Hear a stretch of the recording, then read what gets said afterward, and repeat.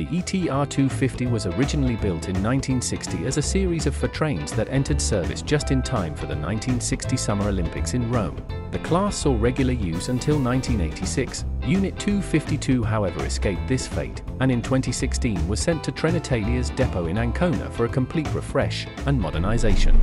Arlecchino has 4 passenger carriages, and each of it has a different color. We have a green car, red car, gold car and a blue car. And here now we are taking a seat in the red car. They have seating groups of 4 and of 2, so you have the choice whether you want to meet together with your friends in a group of 4 or just as a couple in these wonderful.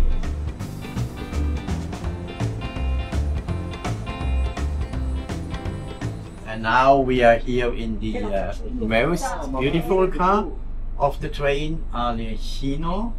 We are in the center, and this car has a bar.